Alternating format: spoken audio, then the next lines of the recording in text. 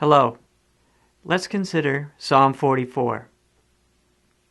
Now, we do not know the exact historical event that inspired the author to write this psalm, but we'll find that the emotion he expresses is common to human experience. You may even identify with it yourself. Now, the author is expressing his anger and frustration at being let down by God. He feels abandoned. He was trusting in God for rescue and salvation, and there was none. He begins his psalm by recounting times of legend, ancient times when God has rescued his people in the past, has fought for their armies and given them victory. He begins with the verse, we have heard with our ears, O God. Our fathers have told us what you have done in their days, in days long ago. Then the author expresses his own faith in God. Said, I did not trust in my bow. My sword did not bring me victory. Yet it was you, O God, who brought us victory over our enemies. But then, everything changes. But now you have rejected and humbled us. You no longer go out with our armies. You made us retreat before the enemy, and our adversaries have plundered us. You gave us up to be devoured like sheep. You have scattered us among the nations. You sold your people for a pittance, gaining nothing from their sale. You have made us a reproach to our neighbors, the scorn and derision of those around us. You have made us a byword among the nations. The peoples shake their heads at us. My disgrace is before me all day long. My face is covered with shame at the taunts of those who reproach and revile me, because of the enemy, who is bent on revenge. Now, lest you think that this calamity has befallen them because of some sin or some horrendous grievance they have committed. No, the author goes on.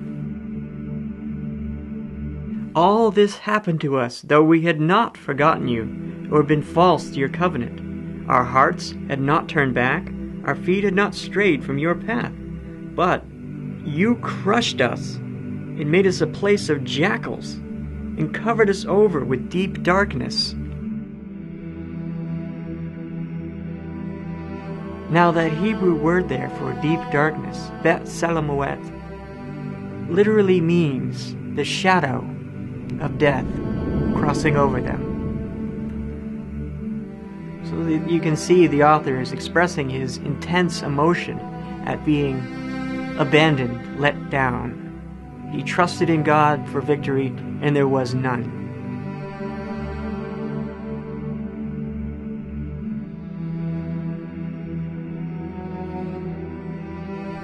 If we had forgotten the name of our God, or spread our hands to a foreign god, would not God have discovered it? Since he knows the secrets of the heart. Yet for your sake we face death all day long. We are considered as sheep to be slaughtered.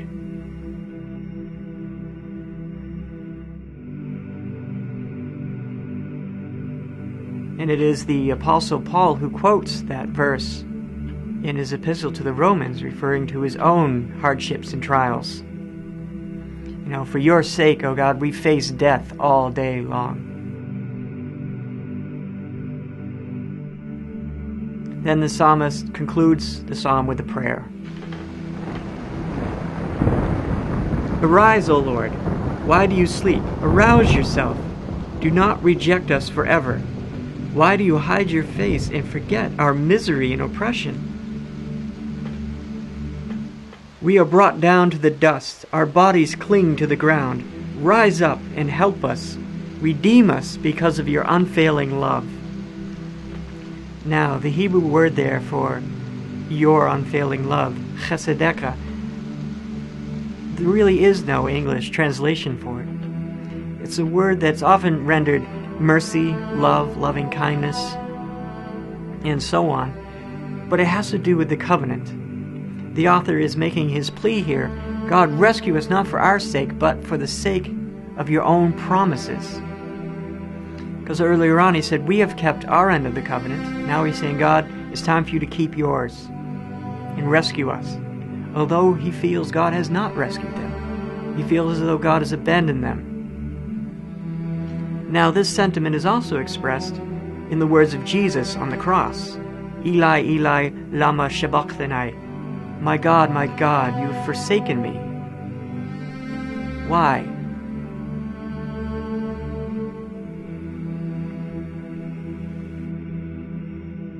Now, of course, this is a reflection of the words in Psalm 22, a psalm of David. My God, why have you forsaken me? Why is your salvation so far from me? And perhaps you have felt this way. You were counting on God for healing, rescue, salvation, and it didn't happen. The time has passed, and he didn't show.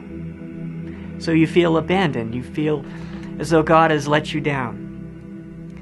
You begin to question, well, maybe this whole faith thing is a farce. Maybe God doesn't exist at all, and I've just been yelling empty prayers at the sky. Or maybe perhaps God's a tyrant, and he just enjoys tormenting us in this way. Maybe your mind has wandered through all of these wild thoughts and possibilities. And you may be saying to me now, you dare tell people to question their faith? Yes, of course I do. And if they do and their faith stands up, it will be all the stronger for it.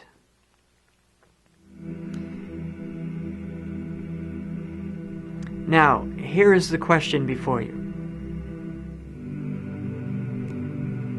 With the psalmist in Psalm 44, David in Psalm 22, Jesus on the cross, and perhaps yourself.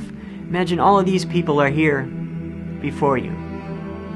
What would you say to them? What solace, what comfort, what words of wisdom can you give them? Now, I don't think the common religious platitudes are going to work here. You can't say to them, well, all in God's time. Don't worry, it's not God's time.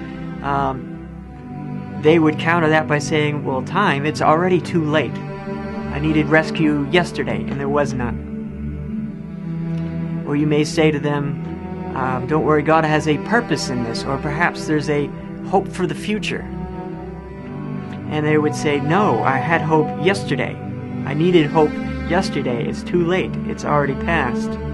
Or you may say to them, don't worry, you're not alone in this. Many other people have felt this way.